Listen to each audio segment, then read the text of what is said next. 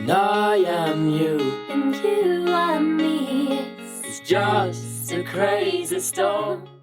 Hello and welcome to Action Packed, the travel podcast. I'm Peter. And I'm Felice. Together we've spent half a lifetime travelling to just about every corner of the world, making a living as travel writers out of what we like doing best. And that's skiing, biking, beaches, hiking, and a whole lot more.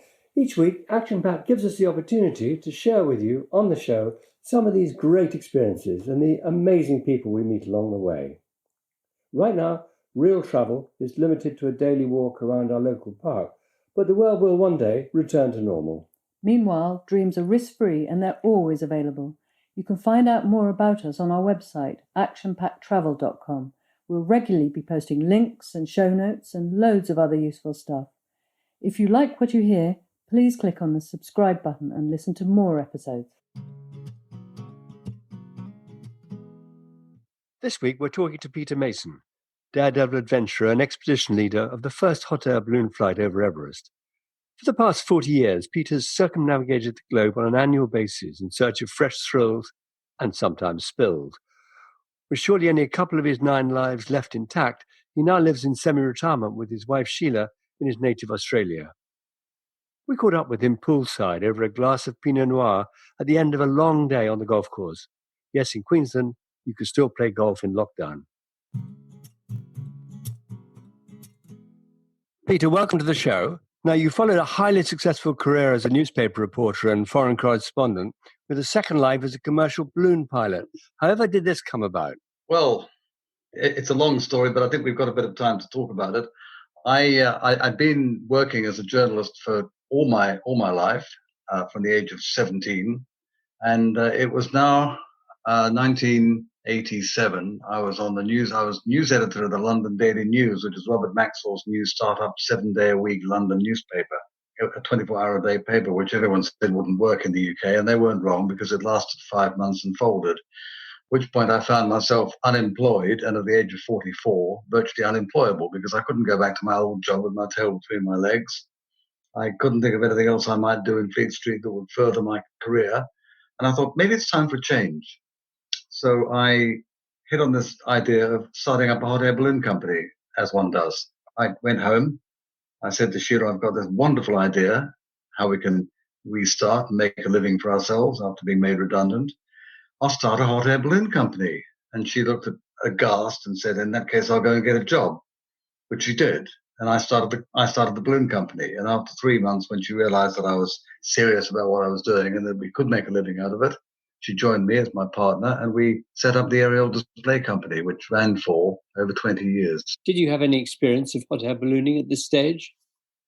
I had been involved in quite a few hot air balloon projects. And in fact, I used to write a column for the Daily Express in my spare time. Not that I had much of it, but what spare time I had, I used to go out and indulge myself to the full in adventure sports.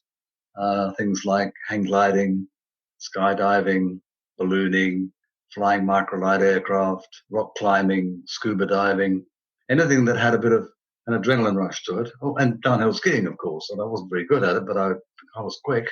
And I got involved in all these adventure activities. And I didn't just go out there and do the things. I didn't just go and ski or skydive or hang glide or dive the ocean depths. I would actually go out there and get a license that qualified me to do it properly. And I actually learned the skills. And ballooning was one of those skills. So how do you actually go about becoming a balloon pilot? You were sitting at your desk at the Daily News and you decided, I'm going to be a balloon pilot. What's the next step? Yeah, it wasn't quite that simple. But I mean, first of all, if I was to make a living out of ballooning, I had to find a client who felt that a hot air balloon was a good medium for promoting the company and a good way of entertaining guests and for projecting one's name at a higher level and on a different plane. So I had to find a client, and I hit upon this idea. I learned that it was the Financial Times' 100th anniversary coming up the following year, 1988. And I thought, now, wouldn't it be a great wheeze to design and build a balloon in the shape of a rolled-up newspaper? I went to the Financial Times with this proposal, and I said, look, I know you probably think I'm mad, but if you put your name on this balloon, and of course the balloon as it came out at the end looked like a rolled-up copy of the FT. If you put your name on this balloon, I'll fly it all over the world. I'll project your image and I'll promote your name and I'll elevate your position in the newspaper marketplace. And they said, "Oh, that's a good idea. Let's have a go at it." So they signed a contract, and they gave me some money. I went and designed and built a balloon for them, and well, the rest, as I say, is history. But I understand, Peter, there was just one rather major problem. Oh, what do you mean? The fact that I hadn't actually formed a company at that time and didn't have a balloon pilot's license? I wouldn't say bluffed my way around the problem. I worked around it in a sensible way. I said, look, I do have quite a lot of groundwork to do before I can put this thing into action. But they were patient. They weren't in a hurry. They also knew that I was hungry, so I would work very hard to make sure it succeeded. The first thing I did, once the FT said, yes, we like the idea, can we go with it? I got on the phone to Robin Batchelor, who was an old friend of mine. He was a very well-known UK balloon pilot, still is, in fact, still flies to this day. And he had recently taught Richard Branson to fly a balloon, so he had a good pedigree. I signed Robin up, and for the next 6 weeks, worked very hard, morning and evening, learning the skills of flying a balloon. Because it's not just getting in the basket, turning on the burner, and off you go. You've got to actually study the same curriculum that commercial airline pilots use, for example, because we're all flying in the same airspace. So if you're flying a balloon commercially around airports and around cities, you have to have the same kind of knowledge that the pilot has. So it's quite hard work in terms of learning navigation, meteorology, systems, how everything works. And being in charge of a balloon is like being in charge of an airplane. It is an aircraft, and you have to be licensed to fly it. So it took me a few months to get my private license, and from there I then went on and got my commercial license. Hard work, but worth every penny. How do you actually steer a balloon? Well, you don't. The wind steers for you. You go with the direction of the wind. Balloons have no motive power of their own. They have no engine, no rudder, no ailerons, no flaps, no controls like an aeroplane. You blow the balloon up. It's a big bag of hot air, basically, and you always inflate the balloon upwind of where you want to fly to and land. So if you want to take off at, say, your house in Winchester and fly to Basingstoke, you need to find a launch site that is in line, downwind or upwind of your destination. You then work out your wind speed, which may be 8 or 10 knots at 1,000 feet. You know that when you take off down to 1,000 feet, you will fly in a northeasterly direction for 18 miles, and at 20 knots, it will take you 9 minutes to fly that distance. So your trajectory is determined by the wind direction. And if you want to steer by climbing and descending, because the wind varies in direction at different heights, you can steer the balloon left and right by climbing and descending. And that's how you pinpoint your landing point. You come into land, and if you're good and lucky, and it helps to be both, you land. How do you know which way to go? Does the balloon have a sat-nav, or do you just do it visually? Well, these days, yes, most pilots would carry a sat-nav device. In those days, when I started flying in the early 1980s, I had been flying balloons before I actually went out to get my license, but I hadn't been a licensed pilot. But I had done quite a bit of flying with other pilots, and I did know how to navigate and how to read a map. It's much easier these days to have a sat-nav because it tells you exactly where you are, what town you're flying over. In those days, all you had was a latitude and longitude. You always fly visual with the balloon. You don't fly at night. You don't fly in cloud. So you've got a map, and you take off, and you're only flying at 5 or 10 knots, which is 6 or 12 miles an hour.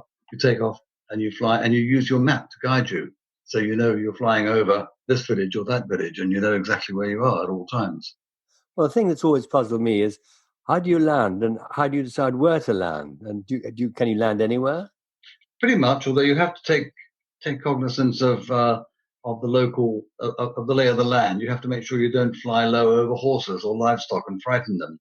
That you don't anger farmers, for example. Some farmers don't like balloons landing on their property. Most of them are, in fact, quite agreeable to it. And these days, most commercial balloon operators have an agreement with their local farmers, and they pay them a fee every time they land or take off.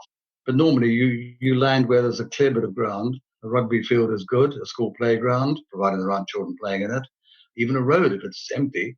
And you choose your landing spot when you take off. As you take off, you look ahead, you work out, you calculate your wind speed, the direction, the time to destination, and you say, I could reach that point in 25 minutes. I will aim to land there. And by climbing and descending, you can steer the balloon into a landing area.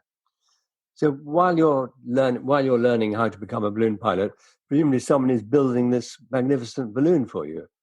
Yes, indeed, they were. How do you build a balloon? Well, you go to a manufacturer like Don Cameron Balloons in Bristol, or to Pearl Lindstrand in Oswestry.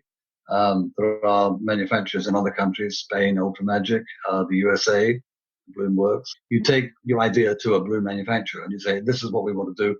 Can you turn this artwork or this drawing or this concept into a machine that will fly?" And some of them are very difficult. I mean, we had the Financial Times, for example, 110 feet tall, 3 peaks, like a rolled up copy of a newspaper, like an ice cream cone in shape. And every single letter, every single word on the side of the balloon was painted on by hand. There were 100,000 characters altogether, all of which I wrote. I put the whole thing together like I was editing a newspaper, like I was preparing a newspaper publication.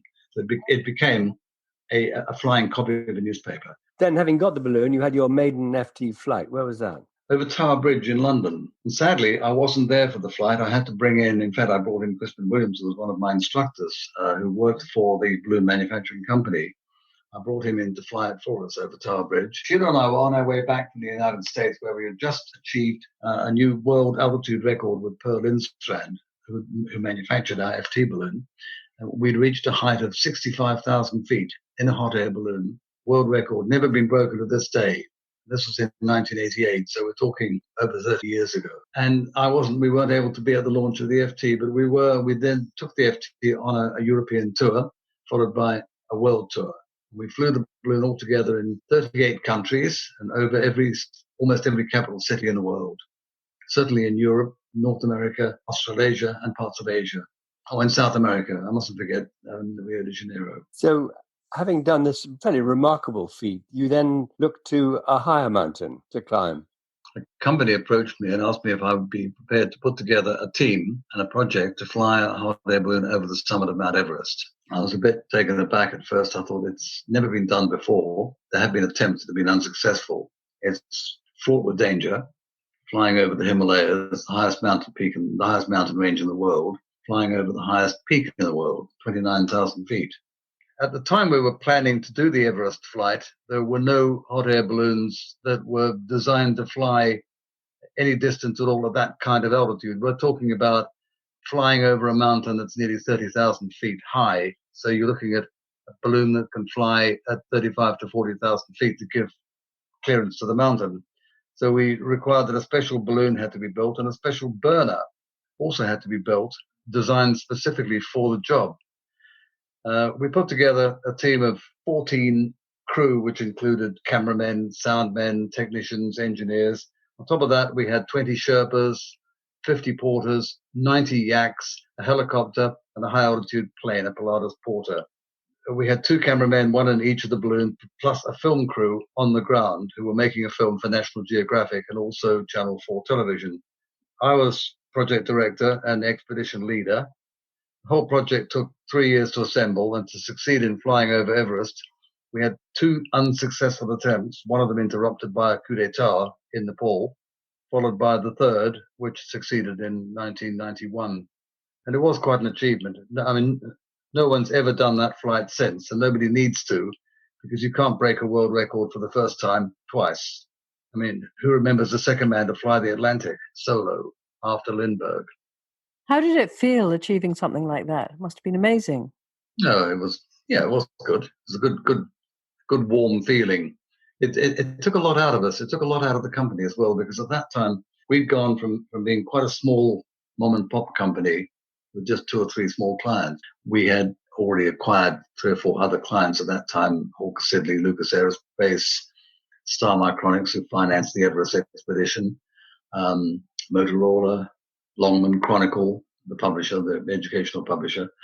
And during the course of putting this project together, it took us 3 years, and it took a lot out of us. And it also meant that we couldn't concentrate as much as we would have liked on building the core business, which was flying special shaped balloons to promote clients as an advertising publicity medium. So we did take a bit of a knock on that, and it took us a few years to recover from that and to get our feet. And then along came Michelin. Kept the business going for a good few years after we had considered selling the business and retiring, but we got a magnificent contract with Michelin, the French tire manufacturer. It's an international company, in fact. They wanted to commemorate the 100th birthday of Bibendum, the Michelin Man. And we came up with the idea of building a hot air balloon in the shape of the Michelin Man. And we thought that would be they'd be quite happy to have one of those. In actual fact, they ordered 4 and 7 regular shaped balloons. So we ended up with the world's biggest order of hot air balloons, 11 balloons in one contract, which we operated around the world for nearly 5 years. Once you've got the hardware, once you've invested the capital to build the balloons, and you've made a reputation for yourself flying them all over the world, you want to keep doing it. And Michelin couldn't let go, so they actually carried on with the contract for another 5 years after the initial year. It was a lot of fun. We had 4 Michelin Man special shaped balloons that stood 175 feet tall, enormous, big, among the biggest balloons ever built. Difficult to fly, heavy to work with, hard to pack away, required a pilot and 4 crew minimum, sometimes 6, and big vehicles and a big trailer. And a lot of hard work, a lot of planning went into flying. We had these balloons flying all over the world. One time we had 11 Michelin balloons in the air at any one time, all over the world. It was quite a handful. And you once flew over the Niagara Falls. Was that with Michelin as well? That was for the Financial Times. That was back in 1992. We were shooting a calendar for the 100th anniversary of the FT turning pink. Because initially the FT was white like every other newspaper. And in 1893, it changed color and became pink because they thought it would be more, it would stand out more against its competitors. So we took the balloon around the world. We took it to Wadi Rum in Jordan for King Hussein's birthday. We took it to China. We took it to Hong Kong, to Singapore, to all over Europe, Eastern Europe as well. We flew Warsaw, Prague. We took it to Moscow. And every one of these venues was a photo shoot. And every photo shoot provided us with pictures for this amazing calendar that we produced, 5,000 copies, limited edition, for the FT's favored clients. I still have a copy in my drawer, and it's a treasured possession. I mean, we flew the balloon in front of the World Trade Center in New York.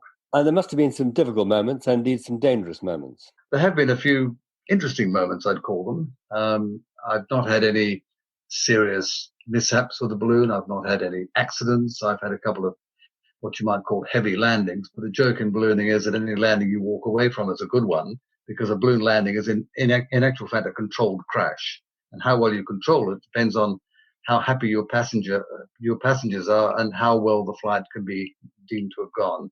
I mean, somebody asked me once, how do you land a balloon? You choose a bit of land to land in, and you come in and you try and put the balloon down there. It's quite hard sometimes. You have to sometimes come down quite quickly, come in fast, and it can be a bit hairy. A balloon landing is a controlled accident, and any landing you walk away from is a good one. And I've had lots and lots and lots of good landings, about 3,000 in total. I've had 1 or 2 interesting landings, yes. Yeah, I mean, bad in the sense that, yes, I had an accident doing a balloon race in the Alps in 1998. Every year there is a big an alpine balloon festival in a town called Châteaudet in Switzerland, which is quite near to Gstaad. And it attracts some of the world's top balloonists and their sponsors. Up to 100 balloons at a time attend, and watching the launch in that mountainous terrain, in that lovely alpine region, surrounded by snow-capped peaks. It's a sight to behold. We took the Financial Times balloon there, I think, 8 times. We launched the Michelin balloon team in Châteaudet in 1998, and it was at that launch that I took part in one of the annual Transalpine balloon races called the David Niven Trophy, the Coupe de David Niven, named after the famous actor who lived in Châteaudet for many years and who, in fact, is buried in the cemetery right next to the balloon launch field. So when you take off, you look down at the ground and there you can see David Niven's grave. And every year they have a Coupe to David Niven, and it's a long-distance balloon race. You take off from Châteaudet and fly as far as you can, as far as the wind will take you. I think the record is something like 676 kilometers, and they ended up in Eastern Yugoslavia, as it was then. I was taking part in that long-distance race in 1998 at the launch of the Michelin balloons, and we ran into some bad weather. We were given a forecast that indicated it would be clear of cloud, and that there was no wind or light winds in the Rhone Valley. As it turned out, it was cloud cover. The whole of the Alpine region was socked in. We didn't see the ground from when we flew over Lausanne until we hit the ground 176 kilometers later on the edge of the Rhone Valley, where the Mistral was hurtling along at 100 miles an hour. When we came into land, the wind was blowing quite hard. We were traveling at about 70 knots, which is about 75 miles an hour, 400 feet a minute down, and we went through trees. I got knocked out of the basket. The balloon flew on for another half a mile, landed, came to rest at the edge of a ravine with a 1,000-foot drop at the other side. I ended up in hospital with a fractured wrist, cracked sternum, 4 broken ribs, internal injuries, facial lacerations, and a dislocated knee, which almost required amputation. And that's the only time I've actually had a bad landing. A wonderful flight, but a bad landing. And it doesn't happen very often. And in fact, I still maintain ballooning is the safest form of aerial travel. But that's the only time I can think of that I had what I would call an accident. That it wasn't doing a passenger flight or flying clients for, flying guests for a client. It was taking part in a transalpine balloon race, which is totally different. A bit like the difference between driving to the supermarket and driving in a race car. Well, Peter, you specialize in narrow escapes. Indeed, you've written a book called Narrow Escapes, I believe. Yes, the Book of Narrow Escapes. Yes, one of my pet projects back in the 80s. Yes. And Peter, you had another narrow escape yourself, I believe. You jumped out of a plane and had a parachute problem? Yes, I did. In fact, it was my 13th parachute jump, funnily enough. And it was at a place called Pope Valley in California. I'd gone over on behalf of the Daily Express with the British parachute team in training for the World Championships. And one of the reasons why I'd gone was because one of their star jumpers was a woman. And there weren't very many women in competitive parachuting at that time. This is in the late 1970s. And because I had just started parachuting myself, I thought I'd do a couple of jumps with the team. And they were quite keen I should do that because it sort of put me in the heart of the action. And on the first jump I did, I was using a parachute that I was unfamiliar with, packed not by myself, but by one of the other parachutists. And I always pack my own parachute. That's one of the secrets of successful parachuting. Pack your own chute. You take a lot more care over it. When I exited the aircraft, which I was unfamiliar with, I think I jumped out at about 5,500 feet, did a 30-second free fall, went to my ripcord, nothing happened. It was jammed. And I kept struggling, trying to open. Now, the instructions they give you are, if you can't get your ripcord, if you can't pull your ripcord after 2 attempts, give up and pull your reserve. But I wasn't prepared to do that. I wanted to get my big parachute open, so I kept pulling it and pulling it and pulling it until finally I gave up, pulled my reserve at 700 feet, which, as they said afterwards, is like 3 seconds before the lights go out, because your terminal velocity is 125 miles an hour. So you're falling quite quickly. You haven't got time to make quick decisions. And if you don't make a quick decision, you haven't got any time anyway. It was just one of those things. I fractured my ankle, came back to work, got castigated by my news editor because I was told not to take part in parachuting, because how could I resist? Going back to ballooning, what is it that you love about ballooning? Is it the silence? The peace, the quiet, the tranquility, the fact that you can float quietly, silently over the countryside. You can have a conversation with people. You don't have to shout. You have to put the burner on occasionally, of course, to keep the air inside the balloon warm. But it's not like a constant noise. It's not like being in a small aeroplane with the engine running all the time. Like, you haven't got the burner on permanently when you're in the balloon. So you've got little bursts of 5 or 10 seconds and then 30 seconds or a minute of complete silence. And that is lovely. Also being in the open. You're in a basket, in a woven wicker basket. It's just a wonderful feeling of freedom. Peter, where were you born? Born in Melbourne, in Australia. I'm a 6th-generation Australian, born and bred. My parents were both Australian journalists.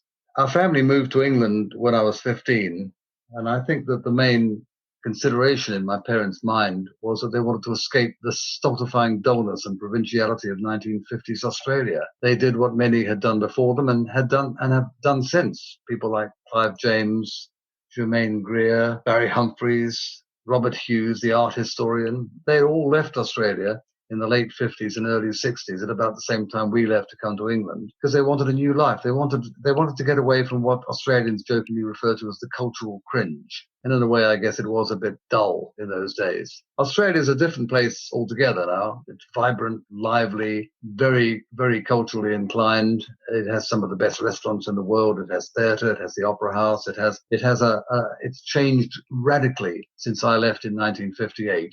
So what made you go back to live in Australia after all these years? I suppose it was my home. No, in fact, the real reason is because in 2000, I was diagnosed with leukemia. We were living in Cornwall then, running our business quite happily. And a few months after that diagnosis, it was found that I had renal cancer. I had to have a nephrectomy. I had my left kidney removed. And because of the two things in tandem, the prognosis wasn't good, and they thought I might have 5 years. I'd been given a time span. We didn't know how long that was going to be. And here we are, 20 years on, I'm still here. And hopefully for many more years to come. Peter, thank you for chatting to us today. I should just add that I've been up in a balloon piloted by you many years ago, and it was indeed a truly remarkable experience. That's all for now. If you've enjoyed the show, do please visit our website, actionpacktravel.com, or subscribe on Spotify, Google Podcasts, iTunes, or another of the many platforms that we're on. You can also find us on Twitter, Facebook, and Instagram. If you enjoyed this episode, please share it with at least one other person. And I am you. And you are me. It's just a crazy storm.